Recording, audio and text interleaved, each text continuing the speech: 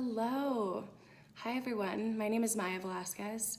I have a story to share and kind of how I got into the advocacy that I do now surrounding safe health and beauty, specifically the beauty industry, but all safe healthcare. So I think I want to start by saying I don't think this is unique to me, but do you ever feel like there are all these things going on in whether it's in your life personally, your family life, it could be work life, or just in the world in general, like there are all of these issues and it gets really, really easy to see the negatives there, and to feel almost helpless and like there's nothing that you can do. And I was feeling that way pretty recently, I would say in the last year, especially. And so I think that talking to friends and family, that seems to be something that I don't think is unique to me. And I wanted to just share a couple things that I've learned in my journey on how to take some simple steps to solve the small things, right? So we don't have to solve cancer today. We don't have to beat depression or anxiety today. So all of those things come with time, but there are small steps that we can take to protect ourselves, specifically in the health and beauty industry. And so that's what I wanted to share with you today. So just to go back, give you a little bit of my background. So I guess in the past year, like I was saying, this has all come about for me, right? So I have had a lot of people in my life, not necessarily super close, but different people in my life and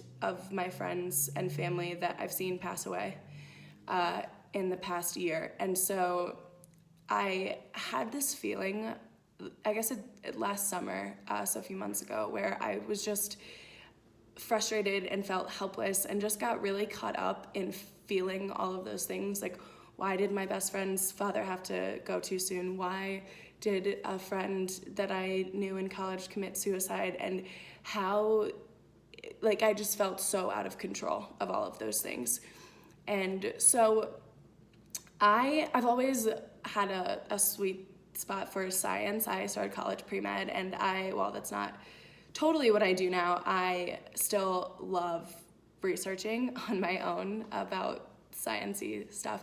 So I dove into research and I found a lot of stuff about like food as medicine. I'm sure that you all know how what we eat and put into our body affects our mood and can prevent things like cancer and diabetes from eating away at us and eventually taking lives. So I knew all of that. I've always been someone who eats pretty healthy and is pretty careful up there and what I put in my body. So that was just didn't really do it for me until I was introduced to someone, actually two people in my life, who introduced me to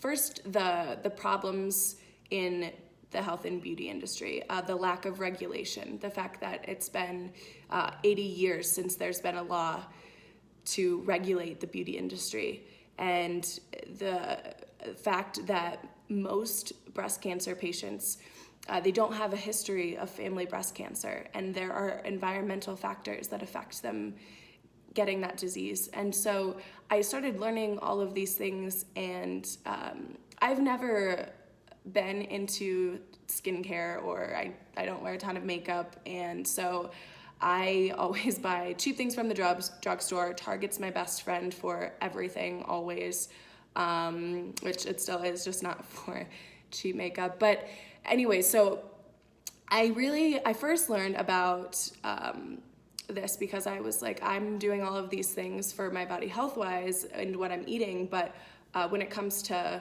what I'm putting on my skin, I have no idea. So I learned about this website, which is awesome, called the EWG, that I really wanted to share with you guys. There's a section in it called Skin Deep, and you can go on the website, you can type in any beauty product or brand that you use, any ingredient specifically, and it will tell you if it's safe or not, and it ranks them on a scale. And so I'm going to pull it up right now along with some other things that I wanted to share with you. But so I realized that, like, oh my goodness, the things that I am using have these terrible products in them that are linked to causing cancer, that are, creating blemishes on my face and uneven skin tone, and just from daily things to things that can change your life. I was just shocked. And so I just had a moment of clarity where I realized, okay, if I don't know this information, and I'm pretty good at taking care of myself as far as exercising and food intake, I'm sure that so many other people don't know these things. And so I had all of these things that I was learning, like 80% of ingredients in beauty products, 80% have never been tested for product safety. You guys, oh my goodness, that's wild. So, and the things that those bad ingredients cause can range from infertility to learning disabilities, you guys. That's wild. And so I started using my off time from my regular job to start to advocate and to just tell people and consult with people about how to choose safer products, not only for themselves, but for their families as well. Especially children. Your children only have you to take care of them. And so they don't know all of, they can't control what they're putting on your body. That's up to you as parents. And so I just had this epiphany, and this is a new thing that I'm doing in my life, and I'm just trying to share wherever I can. And so, that's all I wanted to share with you guys. And I really wanted to dive into here. I'm bringing up some very specific products to avoid. And I can, if you guys have any other questions after this, I would love you to reach out to me and help you with any of this. So I'm just gonna list off some common ones. Formaldehyde. I think we've all heard of formaldehyde and what it's used for. It's been known to cause cancer, as well as many other health issues. Other forms of formaldehyde, boric acid, sodium borate, which, you guys, if you look in your products, you will be absolutely shocked at how many of these things occur in the products that we use every day. Lead, everyone knows, oxybenzone, nanoparticles, hydroquinone, fragrances. Fragrances don't just include perfumes, guys. Did you know that most products, whether it's a hair product or a face product or makeup, even mascara, sometimes will have fragrance.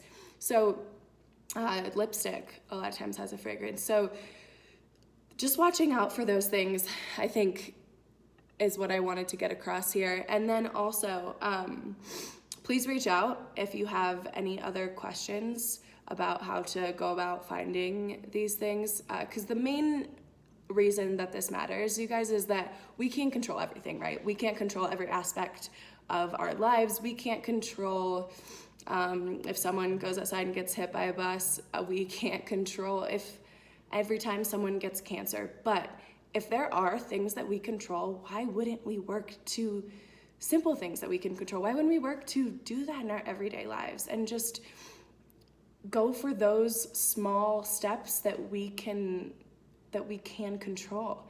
So what we put on our skin is one of the easiest ways that I think that you can do that just in your everyday life. So again, I hope this is helpful, and reach out to me with any questions. Have a wonderful, beautiful day, and I hope this was helpful. Thanks.